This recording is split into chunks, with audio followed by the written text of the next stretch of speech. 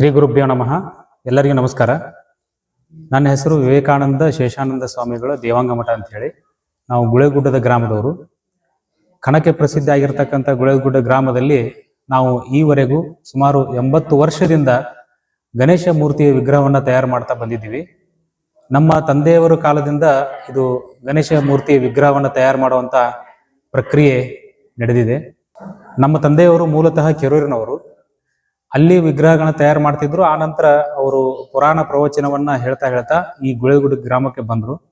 ಇಲ್ಲಿ ಬಂದು ನೆಲೆಸಿ ಇಲ್ಲಿ ಹಳೆಯ ಬನಶಂಕರಿ ದೇವಸ್ಥಾನ ಇದೆ. ಆ ಹಳೆಯ ಬನಶಂಕರಿ ದೇವಸ್ಥಾನದೊಳಗ ಮೂರ್ತಿಯನ್ನ ಮಾಡ್ತಾ ಜ್ಯೋತಿಷ್ಯದ ಒಂದು ಕೆಲಸವನ್ನು ಮಾಡ್ತಾ ತಮ್ಮ ಕೆಲಸವನ್ನು ಮುಂದುವರಿಸಿ ಅದರ ಜೊತೆನೆ ಪ್ರಧಾನವಾಗಿ ಗಣಪತಿ ವಿಗ್ರಹಗಳನ್ನ ತಯಾರು ಮಾಡ್ತಿದ್ರು.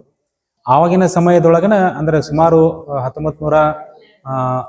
1968ನೇ ಇಸ್ವಿ ಒಳಗೆ 3-4 ಫೂಟಿನ ಮಣ್ಣಿನ ಗಣಪತಿಗಳನ್ನ ತಯಾರು ಮಾಡಿದ್ದು ನಮ್ಮ ತಂದೆಯರ ಒಂದು ಇತಿಹಾಸ ಇದೆ. ಅದೇ ಪರಂಪರೆಯೊಳಗೆ ನಾವು ಮುಂದುವರ್ಕೊಂಡು ಬಂದಿದ್ದು ಅಪ್ಪಟ ಮಣ್ಣಿನ ಜೇಡಿ ಮಣ್ಣಿನ ಗಣೇಶ ಮೂರ್ತಿಗಳನ್ನ ನಾವು ಇವತ್ತಿಗೂ ತಯಾರು ಮಾಡ್ತಾ ಬಂದಿದ್ದೀವಿ. ಹಾಗಾಗಿ ನಮ್ದು ಈಗ 4ನೇ ತಲೆಮಾರಿನಿಂದ ನಾವು ಈ ಮೂರ್ತಿಯನ್ನ ತಯಾರು ಮಾಡ್ಕೊಂಡು ಬಂದಿದ್ದೀವಿ. ಯಾವುದೇ ರೀತಿಯ POP ಮೂರ್ತಿಗಳನ್ನ ನಾವು ಮಾಡೋದಿಲ್ಲ. ಆಮೇಲೆ ರಾಸಾಯನಿಕ ಬಣ್ಣಗಳನ್ನ ನಾವು ಬಳಸೋದಿಲ್ಲ. ಯಾವುದಾದ್ರೂ ನೈಸರ್ಗಿಕವಾಗಿ ಬೇಕಾಗಿರತಕ್ಕಂಥ ಬಣ್ಣಗಳನ್ನು ಬಳಸಿ ನಾವು ಮೂರ್ತಿಗಳನ್ನ ತಯಾರು ಮಾಡ್ತೀವಿ. ನಮ್ಮ ಮಠದೊಳಗ ಈಗೂ ಸಹ ನಿರಂತರ ವರ್ಷ ಪೂರ್ತಿ ಗಣಪತಿ ಮಾಡುವಂತಹದ್ದು ನಮ್ಮಲ್ಲಿ ಕೆಲಸ ನಡೀತೈತಿ. ಗಣೇಶ ಚತುರ್ಥಿ ಮುಗಿದ ತಕ್ಷಣ ಮತ್ತೆ ನಾವು ಗಣಪತಿ ವಿಗ್ರಹಗಳನ್ನ ನಾವು ಮಾಡ್ಲಿಕ್ಕೆ ಶುರು ಮಾಡ್ತೀವಿ. ಅಂದ್ರೆ ನವರಾತ್ರಿ ಉತ್ಸವ ಅಂತ ಏನ್ ಬರ್ತದ, ಆ ನವರಾತ್ರಿ ಉತ್ಸವದೊಳಗ ಮಠದೊಳಗ ದೇವಿ ಆರಾಧನೆ ಕಾರ್ಯಕ್ರಮಗಳು ನಡೀತಾವು. ಅದ್ರ ಜೊತೆನೆ ನಾವು ಗಣಪತಿ ವಿಗ್ರಹವನ್ನ ಮಾಡುವಂತದ್ದನ್ನ ಶುರು ಮಾಡ್ತೀವಿ. ಜೇಡಿ ಮಣ್ಣಿನಿಂದ ತಂದು ನವರಾತ್ರಿ ಸಮಯದೊಳಗನ ಮಣ್ಣನ್ನು ಪೂಜೆ ಮಾಡಿ, ಶಾಸ್ತ್ರೋಕ್ತವಾಗಿ ಮಣ್ಣನ್ನು ಪೂಜೆ ಮಾಡಿ, ಅಂದ್ರೆ ಹಾಲಿನ ಗೋಮೂತ್ರ, ಹಾಲು, ಈ ತರದ ಒಂದಿಷ್ಟು ಪೂಜಾ ವಿಧಾನಗಳನ್ನು ಮಾಡಿ ಮತ್ತೆ ನಾವು ಮೂರ್ತಿಯನ್ನ ಮಾಡುವಂತದ್ದನ್ನ ಪ್ರಕ್ರಿಯೆನ ಶುರು ಮಾಡ್ತೀವಿ. ಹಿಂಗಾಗಿ ವರ್ಷ ಪೂರ್ತಿ ನಮ್ದು ನಡೀತದೆ. ಇದ್ರ ಮಧ್ಯದೊಳಗೆ ನಾವು ಮಠ ಆಗಿರೋದ್ರಿಂದ ಇಲ್ಲಿ ಒಳಗಡೆ ನೀವು ನೋಡ್ಬೋದು ರಾಮಲಿಂಗ ಚೌಡೇಶ್ವರಿ ಅಂತ ನಮ್ದು ಆರಾಧನಾ ದೈವ. ಅದು ರಾಮಲಿಂಗ ದೇವರು ಒಳಗೆ ಸ್ಥಾಪನಾ ಮಾಡಿದ್ದೀವಿ ನಾವು. ಅದರ ಆರಾಧನೆಯನ್ನು ನಮ್ಮ ಮಠದೊಳಗೆ ಯಾವಾಗ್ಲೂ ನಡೀತದೆ. ಹಾಗಾಗಿ ನವರಾತ್ರಿ ಸಮಯದೊಳಗನೆ ನಾವು ಇದು ಮತ್ತು ವಿಗ್ರಹಗಳನ್ನ ಮೂರ್ತಿಯನ್ನ ತಯಾರು ಮಾಡುವಂತ ಪ್ರಕ್ರಿಯೆ ನಿರಂತರವಾಗಿ ನಡೀತದೆ. ನಮ್ಮ ಅಣ್ಣನವರು ಚಿದಾನಂದ ಸ್ವಾಮಿಗಳ ದೇವಾಂಗ ಮಠ ಅಂತ ಹೇಳಿ ಅವರು ಸಹ ಅವರು ಸೇರಿ ಮತ್ತು ನಮ್ಮ ಕುಟುಂಬದ ಎಲ್ಲ ಪರಿವಾರದ ಎಲ್ಲ ಹೆಣ್ಮಕ್ಳಾದಿ ಹಿಡ್ಕೊಂಡು ನಾವು ಮೂರ್ತಿಗಳನ್ನ ತಯಾರು ಮಾಡ್ತೀವಿ. ಕೇವಲ ನಮ್ಮ ಊರಲ್ಲಿ ಅಲ್ಲದೆ ಬೇರೆ ಬೇರೆ ಇಲ್ಲಿ ಶಿರೂರು, ಪಕ್ಕದಲ್ಲಿ ಶಿರೂರು, ಬಾಗಲಕೋಟು, ಕಮತಿಗಿ, ಸುಳಿಬಾಯಿ, ಮಾಮಿನಗಡೆ ಮತ್ತು ಹೊಸಪೇಟೆ ಮಠನೂ ನಮ್ಮ ಗಣಪತಿಗಳು ಇಲ್ಲಿಂದ ಹೋಗ್ತವೆ. ಮತ್ತು ಭಕ್ತಾದಿಗಳು ಇಲ್ಲೇ ಬಂದು ಖರೀದಿ ಮಾಡ್ತಾರೆ. ನಾವು ಕೆಲವಷ್ಟು ಮೂರ್ತಿಗಳನ್ನ ಆ ಕಡೆ ಕಳಿಸುವಂಥದ್ದನ್ನು ಮಾಡ್ತೀವಿ. ನಾವು ಕಳೆದ ಈಗ ಒಂದು 30-40-25 ವರ್ಷದಿಂದ ಇದೇ ಮಣ್ಣಿನ ಮೂರ್ತಿನ ಸುಮಾರು 8 ಫೂಟ್ ಮಟ್ಟ ಎತ್ತರದ ಮಣ್ಣಿನ ಗಣಪತಿ ಮೂರ್ತಿನ ತಯಾರು ಮಾಡ್ಕೊಂತ ಬಂದಿದೆ. ನಾವು ಈ POP ಇಂದು ಒಂದು ಹಾವಳಿ ಬಂದ ಮೇಲೆ ದೊಡ್ಡ ಮೂರ್ತಿಗಳನ್ನ ಮಾಡೋದು ಕಡಿಮೆ ಆಯ್ತು. ಇತ್ತೀಚೆಗೆ ಒಂದು 4-5 ವರ್ಷದಿಂದ ಮತ್ತೆ ಅದು ಬಂದಾಯ್ತು. ಮತ್ತೆ ಮಾಡ್ಲಿಕ್ಕೆ ಶುರು ಮಾಡಿದ್ವಿ. ಮತ್ತೆ ಈಗ ಅದು ಅದ್ರ ಸ್ವಲ್ಪ ನಮಗೆ ಸಮಸ್ಯೆ ಆಗಿ ಕೂತದ. ಮತ್ತೆ POP ಮೂರ್ತಿಗಳು ಬರುವಂತ ಹಾವಳಿ ಮತ್ತೆ ಶುರು ಆಗಿದೆ. ಸರ್ಕಾರಕ್ಕೆ ಪ್ರತಿ ಸರಿನೂ ಕರ್ನಾಟಕದಲ್ಲಿರ್ತಕ್ಕಂಥ ಎಲ್ಲಾ ಕಲಾವಿದರು ಮನವಿ ಕೊಡ್ತಾರೆ. ಈಗಂತೂ ಪ್ರಧಾನಮಂತ್ರಿಯವರಿಗೆ ಒಂದು ಪತ್ರವನ್ನ ಗದಗಲ್ಲಿ ಇರತಕ್ಕಂಥ ಎಲ್ಲಾ ಕಲಾವಿದರು ಸೇರಿ ಒಂದು ಪತ್ರವನ್ನು ಬರೆದಿದ್ದಾರೆ. POP ಮೂರ್ತಿಗಳನ್ನ ನಿಷೇಧಿಸಬೇಕು ಅಂತ ಹೇಳಿ. ಅದಕ್ಕೂ ಪ್ರಧಾನಿಯರ ಕಾರ್ಯಾಲಯದಿಂದನೂ ಒಂದು ರೆಸ್ಪಾನ್ಸ್ ಬಂದಿದೆ ಅಂತ ನಮಗೆ ಸುದ್ದಿ ಬಂದಿದೆ. ಅದಕ್ಕಾಗಿ ಮುಂದೆ ಬರೆದಂತ ದಿನದೊಳಗೆ ಜನಸಾಮಾನ್ಯರು ಇದ್ರೊಳಗೆ ಸ್ವಲ್ಪ ಎಚ್ಚರಿಕೆ ವಹಿಸಿಕೊಂಡು ಮಣ್ಣಿನ ಪೂಜೆಯನ್ನ ವಿಶೇಷವಾಗಿ ಯಾಕೆ ಮಾಡಿದ್ರು ನಮ್ಮ ಹಿಂದೂ ಸನಾತನ ಸಂಪ್ರದಾಯದೊಳಗೆ ಮಣ್ಣಿನ ಮೂರ್ತಿಗಳನ್ನು ಪೂಜೆ ಮಾಡಬೇಕು, ಮಣ್ಣನ್ನು ಪೂಜೆ ಮಾಡಬೇಕು ಅನ್ನುವಂಥದ್ದು. ಮಣ್ಣೆತ್ತಿನ ಅಮಾವಾಸ್ಯೆಯಿಂದ ಹಿಡ್ಕೊಂಡು ಮುಂದೆ ಗೌರಿ ಏನು ದೀಪಾವಳಿ, ಸೀಗೆ ಹುಣ್ಣಿಮೆ, ಗೌರಿ ಹುಣ್ಣಿಮೆ ಅಂತ ಹೇಳ್ತಾರೆ, ಅಲ್ಲಿ ಮಠ ಎಲ್ಲ ಮಣ್ಣು ಪೂಜೆನೆ ಮಾಡ್ತೀವಿ. ಅಂದ್ರೆ ಈ ಸಮಯದೊಳಗೆ ರೈತಾಪಿ ಜನರು ಎಲ್ಲರೂ ಬಿತ್ತನೆ ಮಾಡಿರ್ತಾರೆ, ಬೆಳೆಗಳು ಬಂದಿರ್ತಾವು. ಆ ಕಾರಣಕ್ಕಾಗಿ ಭೂಮಿ ತಾಯಿ ವಂದನೆ ಸಲ್ಲಿಸುವ ದೃಷ್ಟಿಯಿಂದ ಇವೆಲ್ಲ ಸಹಕಾರಿ ಅಂತ ಹೇಳಿ ಮಣ್ಣಿನ ಮೂರ್ತಿಗಳನ್ನ, ಹಾವು ಇರ್ಬೋದು, ಕೊಂತೆವ್ವ ಇರ್ಬೋದು, ಗೌರಿ ಮೂರ್ತಿ ಇರ್ಬೋದು, ಅದೇ ರೀತಿ ಗಣೇಶನನ್ನು ಸಹ ಗಣೇಶನನ್ನ ತುಂಬಾ ವಿಶೇಷವಾಗಿ ದೊಡ್ಡ ಮೂರ್ತಿಗಳನ್ನ ಮನೆಯಲ್ಲಿ ಪ್ರತಿಯೊಂದು ಹಿಂದೂ ಸಂಪ್ರದಾಯ ಮನೆಗಳಲ್ಲಿ ಗಣಪತಿಯನ್ನು ಸ್ಥಾಪನೆ ಮಾಡ್ತಾರೆ. ನಮ್ಮ ಮಠದೊಳಗ ಕನಿಷ್ಠ 600 800 ಒಂದು 1000 ಮೂರ್ತಿಗಳು ನಾವು ಎಲ್ಲರೂ ಇಲ್ಲಿ ಭಕ್ತಾದಿಗಳು ಬಂದು ತೆಗೆದುಕೊಂಡು ಹೋಗ್ತಾರೆ. ನಾವ್ ಎಲ್ಲೂ ಮಾರ್ಕೆಟ್ ಅಲ್ಲಿ ಹೋಗಲ್ಲ. ನಮ್ಮ ಮೂರ್ತಿಗಳನ್ನ ತಗೊಂಡು ಎಲ್ಲರೂ ಇಲ್ಲೇ ಬರ್ತಾರೆ. ಒಂದು ತಿಂಗಳ ಮುಂಚಿತವಾಗಿನೇ ಇಲ್ಲಿ ತಮಗೆ ಬೇಕಾದಂತಹ ಮೂರ್ತಿಗಳನ್ನ ಬಂದು ತಮಗೆ ಯಾವ ಮೂರ್ತಿ ಬೇಕು ಅದನ್ನ ತಾವು ಸೆಲೆಕ್ಟ್ ಮಾಡ್ಕೊಂಡಾಗಿ ಕೊನೆಗೆ ಗಣೇಶ ಚತುರ್ಥಿ ದಿನ ಎಲ್ಲರೂ ಒಂದು ಹಬ್ಬದ ವಾತಾವರಣ ನಮ್ಮ ಮಠದ ಸುತ್ತಲೂ ಇರ್ತದಿಲ್ಲ. ಎಲ್ಲರೂ ತಾವು ಬಂದು ಯಾವುದೇ ಗದ್ದಲ ಗಲಾಟೆ ಇಲ್ಲದೇನೆ ಅತ್ಯಂತ ಭಕ್ತಿಯಿಂದ ಈ ಮಠದೊಳಗೆ ಬಂದು ಗಣೇಶ ಮೂರ್ತಿಗಳನ್ನ ಎಲ್ಲರೂ ತೆಗೆದುಕೊಂಡು ಹೋಗ್ತಾರೆ. ಸುಮಾರು 50-60 ವರ್ಷದಿಂದನೂ ಗಣಪತಿ ಮೂರ್ತಿಗಳನ್ನ ಒಯ್ಯತಕ್ಕಂಥ ಭಕ್ತಾದಿಗಳು ಇನ್ನೂ ಅವ್ರ ಕುಟುಂಬದ ಮುಂದಿನ ಸದಸ್ಯರು ಸಹ ಮುಂದೆ ಬಂದು ಇಲ್ಲಿಯ ಮೂರ್ತಿಗಳನ್ನ ಖರೀದಿ ಮಾಡ್ಕೊಂಡು ಹೋಗ್ತಾರೆ. ಇಲ್ಲಿ ನೀವು ನೋಡ್ತಿರ್ಬೋದು, ಇಲ್ಲಿರ್ತಕ್ಕಂಥ ಒಂದು ವಿಗ್ರಹ ಇಲ್ಲಿದೆ. ಇದು ದಗಳು ಸೇಠ್ ಹಲವಾಯಿ ಗಣಪತಿ ಅಂತ ನಾವು ಹೇಳ್ತೀವಿ. ಇದು ಪುಣೆಯಲ್ಲಿ ಇರ್ತಕ್ಕಂಥ ದಗಳು ಸೇಠ್ ಹಲವಾಯಿ ಮೂರ್ತಿ ಇದೆ. ನಾವು ಮೊದಲನೇದಾಗಿ ಇದನ್ನ ಮೂರ್ತಿ ಮೊದಲು ಮಾಡ್ತಿರ್ಲಿಲ್ಲ. ಇತ್ತೀಚೆಗೆ ಒಂದು 15 ವರ್ಷದ ಹಿಂದೆ ನಾವು ಈ ಮೂರ್ತಿ ಮಾಡ್ತಿರ್ಲಿಲ್ಲ. ಈಗಿನ ಮೂರ್ತಿಯನ್ನ ನಮ್ಮ ಮಠದೊಳಗ ಅತ್ಯಂತ ಸುಮಾರು ಒಂದು 200 ಮೂರ್ತಿಗಳು ಇವು ವಿಕ್ರಿ ಆಗ್ತವೆ. ಅಂದ್ರೆ ಯಾರು ಅಲ್ಲಿ ಪುಣೆಯೊಳಗೆ ಹೋಗಿ ದಗಳು ಸೇಠ್ ಮೂರ್ತಿಗಳನ್ನ ನೋಡಿ ದರ್ಶನ ಮಾಡ್ಕೊಂಡು ಬರ್ತಾರೋ ಅವ್ರ ಮನೇಲಿ ಇಂಥ ಮೂರ್ತಿಯನ್ನು ಇಡ್ಬೇಕನ್ನುವಂಥದ್ದು ಭಕ್ತಿ ಅವರಲ್ಲಿ ಬರುತ್ತೆ. ಹೀಗಾಗಿ ನಮ್ಮ ಮಠದೊಳಗ ಈ ತರದ ಮೂರ್ತಿಗಳನ್ನ ನಾವು ಮಾಡ್ತೀವಿ. ಆಗ್ಲೇ ಬಾಲಗಣಪತಿಯ ಒಂದು ವಿಶೇಷತೆ ನಮ್ಮ ಮಠದಲ್ಲಿ ಇದೆ. ಅದರದ್ದು ನಿಮ್ಗೆ ಸಂದರ್ಶನ ಬಂದಿದೆ. ಈ ತರದ ಸುತ್ತಲೂ ನಾವು ವಿಗ್ರಹಗಳನ್ನ ನೋಡ್ತೀವಿ. ಈ ತರ ನಾವು ಮಠದ ಪರಂಪರೆಯೊಳಗೆ ಮಾಡ್ಕೊತ ಬಂದಿದ್ದೀವಿ. ಇನ್ನು ಇಲ್ಲಿ ಸಾಕಷ್ಟು ಜನ ನಮ್ಮ ಊರಲ್ಲಿ ಇರ್ತಕ್ಕಂಥ ಎಲ್ಲ ದೊಡ್ಡ ದೊಡ್ಡ ಗಣ್ಯಮಾನ್ಯರು ಈ ಮಠಕ್ಕೆ ಬಂದ್ಕ್ಯಾಟ ಗಣಪತಿಯ ವಿಗ್ರಹಗಳನ್ನ ಖರೀದಿ ಮಾಡ್ತಾರೆ. ಸಾಕಷ್ಟು ಜನರು ನಮಗೆ ಸಹಕಾರವನ್ನು ಕೊಡ್ತಾರೆ. ಈ ಮಠಕ್ಕೆ ತಮ್ಮದೊಂದು ಸೇವಾ ಅಂತ ಅನೇಕ ಜನರು ಮಾಡ್ತಾರೆ. ಬೇರೆ ಬೇರೆ ತಮ್ಗೆ ಗೊತ್ತಿರ್ತಕ್ಕಂಥ ಸ್ನೇಹಿತರನ್ನ ಕರ್ಕೊಂಡ್ಬಂದು ಇಲ್ಲಿ ಗಣಪತಿ ಕೊಡಿಸುವಂತ ಕೆಲಸ ಮಾಡ್ತಾರೆ.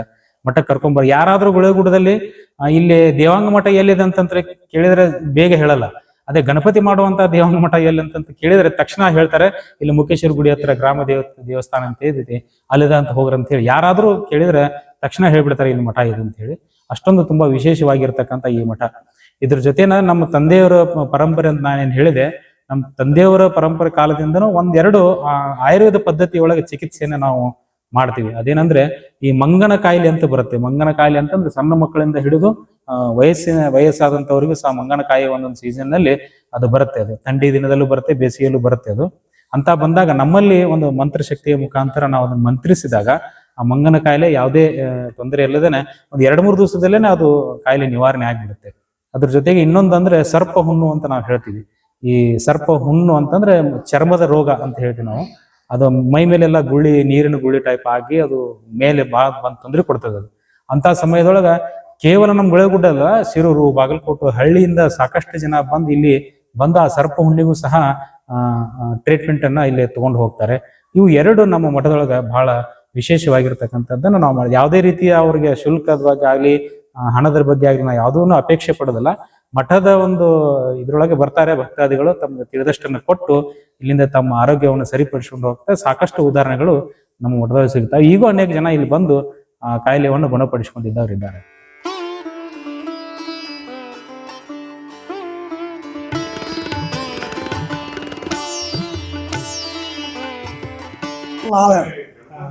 ಗುಡ ವಯಸ್ಸು 76, 50 ವರ್ಷದಿಂದ ತೊಗೊಳಕತ್ತೀವಿ. ಇದು ಬನಶಂಕರಿ ಗುಡಿಯಾಗ ಹಚ್ಚಿದ ಸುಟ್ಟು ನಮ್ಮ ಅಣ್ಣವ್ರು ಅಲ್ಲೇ ತೊಗೊಂತಿದ್ರು. ಅವರು ಹೋಗಿಂದ ನಾವು ಅದನ್ನ ಅವ್ರ ಕಡೆನ ತೊಗೊಳಕತ್ತೀವಿ. ಮನಿ ಸಂಬಂಧ ಈಗ 50 ವರ್ಷ ತನಕ ಆಗೈತಿ. ಅಂದ್ರೆ ನಮ್ಮ ಅಣ್ಣಾರು ಹೋಯ್ತಿದ್ರು ಮೊದಲ 50 ವರ್ಷದಕ್ಕಿಂತ ಮೊದಲ. ಮತ್ತು ನಾವು ತರಕತ್ತೆ 50 ವರ್ಷ ಆಯ್ತು. ಈಗ ನಮ್ದು ಏಜ್ 76. ಗಣಪತಿದು ತೊಗೊಂಡು ಹೋಗಿದ್ ಲೆಕ್ಕಕ್ಕೆ ನಮಗೆ ಅಗದಿ ಒಳ್ಳೇದು ಅನಿಸ್ತೈತಿ. ಅದ್ರದ್ದೇನು ತೊಂದರೆ ಏನಿಲ್ಲ. ಇದೆ ನಂದು.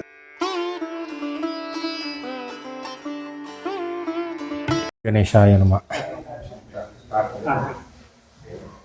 ಶ್ರೀ ಗಣೇಶಾಯ ನಮಃ.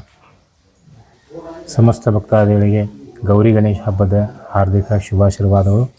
ಬರುವಂತಹ ಮಹಾಗಣಪತಿ ಉತ್ಸವದಲ್ಲಿ ಪ್ರತಿಯೊಬ್ಬರ ಮನೆಯಲ್ಲಿರ್ತಕ್ಕಂಥ ಮಹಾಗಣೇಶನು ಸಕಲ ವಿಘ್ನಗಳನ್ನು ಸಕಲ ತಾಪತ್ರೆ ನಿವಾರಿಸಿ ನಾಡಿಗೆ ಒಳ್ಳೆತನ ಮಾಡಲಿ ಅಂತ ಹಾರೈಸ್ತಾ, ನಾನು ಚಿದಾನಂದ ಸ್ವಾಮಿ, ವಿವೇಕಾನಂದ ಸ್ವಾಮಿ, ದೇವಾಂಗ ಮಠ ಇಬ್ಬರು ಸಹೋದರರು ಪ್ರತಿ ವರ್ಷ ಮಹಾಗಣಪತಿಯ ಮೂರ್ತಿಯನ್ನು 3 ತಲೆಮಾರಿನಿಂದ ಮಾಡ್ತಾ ಬಂದಿದ್ದೇವೆ.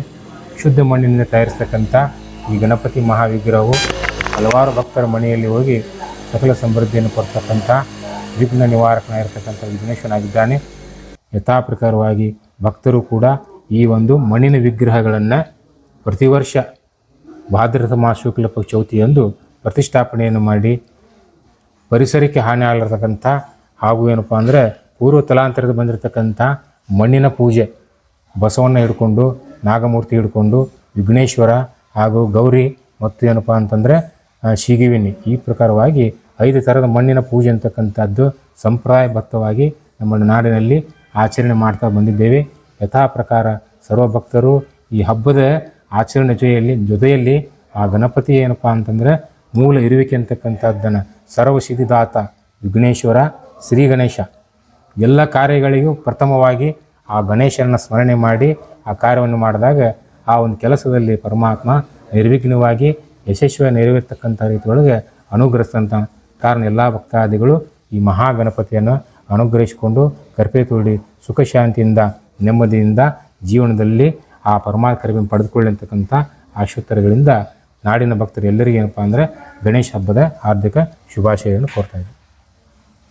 ನಮ್ಮಲ್ಲಿ ಈ ಗಣೇಶ ವಿಗ್ರಹಗಳನ್ನು ನಾವು ನಮ್ಮ ಸಹೋದರನಾಗಿರ್ತಕ್ಕಂಥ ವಿವೇಕಾನಂದ ಸ್ವಾಮಿ ಹಾಗೂ ನಾನು ಚಿದಾನಂದ ಸ್ವಾಮಿ ಇಬ್ಬರು ಕೂಡಿ ಸುಮಾರು ಒಂದು 800ರಿಂದ 1000 ವಿಗ್ರಹಗಳನ್ನು ಮಣ್ಣಿನ ವಿಗ್ರಹಗಳನ್ನು ತಯಾರಣೆ ಮಾಡ್ತೀವಿ. ನಮ್ಮ ಗಣೇಶ ವಿಗ್ರಹ ಸುಮಾರು ಶಿರೂರು ಗ್ರಾಮದಲ್ಲಿ ಹೋಗ್ತಾವೆ, ಕಮತಿಯಲ್ಲಿ ಹೋಗ್ತಾವೆ, ಬಾಗಲಕೋಟೆಯಲ್ಲಿ ಹೋಗ್ತಾವೆ, ಹೊಸಪೇಟೆಯಲ್ಲಿ ಕೂಡ ಹೋಗ್ತಿದ್ದೀವಿ. ಆನಂತರ ಗುಳೇದಗುಡ್ಡದಲ್ಲಿ ಹೆಚ್ಚಿನ ರೀತಿಯೊಳಗೆ ಭಕ್ತಾದಿಗಳು ಇಲ್ಲಿಂದ ಒಯ್ದು ಸೇವೆಯನ್ನು ಮಾಡ್ಕೊತಾರೆ ಪೂಜೆಯನ್ನು. ಪ್ರತಿಯೊಂದು ಗೌರಿ ಗಣೇಶ ವಿಗ್ರಹವನ್ನು ಜಡವಾದ ಮಣ್ಣಿನಿಂದ ಜಡೆ ಮಣ್ಣಿನಿಂದ ಹಳ್ಳಿಯನ್ನು ಮಿಕ್ಸ್ ಮಾಡಿ ಹದವಾಗಿ ಮಾಡಿಕೊಂಡು ಆ ಮಣ್ಣಿನಿಂದ ಏನಪ್ಪ ಅಂದ್ರೆ ಪ್ರತಿಯೊಂದು ಆಕಾರವನ್ನು ಕೈಯಿಂದ ಹಸ್ತದಿಂದ ತಯಾರಿಸಿ ಆ ಮಣ್ಣಿನ ಮೂರ್ತಿಗಳಿಗೆ ಹಲವಾರು ವಾಹನ ರೂಪದಲ್ಲಿ, ಪುಷ್ಪಗಳ ರೂಪದಲ್ಲಿ ಹಾಗೂ ಏನಪ್ಪ ಅಂದರೆ ವಿಘ್ನೇಶ್ವರನಿಗೆ ಮೂಷಿಕ ವಾಹನ ರೂಪದಲ್ಲಿ, ನಂದಿ ವಾಹನ ರೂಪದಲ್ಲಿ, ಗೋಮಾತೆಯ ರೂಪದಲ್ಲಿ, ಹುತ್ತಿನಲ್ಲಿ ಈ ರೀತಿ ಹಲವಾರು ಭಂಗಿಯಲ್ಲಿ ಆ ವಿಗ್ರಹ ಮೂರ್ತಿಯನ್ನು ಪೂಜೆಗೆ ಯೋಗ್ಯವಾಗ್ತಕ್ಕಂಥ ರೀತಿಯೊಳಗೆ ತಯಾರಿಸಿ ಮಾಡಲಾಗುತ್ತದೆ. ಒಂದು ವಿಗ್ರಹ ತಯಾರಾಗಬೇಕಪ್ಪ ಅಂದ್ರೆ 4-5 ತಾಸು ಟೈಮ್ ಇರ್ತದೆ. ದಿನಕ್ಕೆ 2 ವಿಗ್ರಹ ತಯಾರು ಮಾಡ್ತೀವಿ.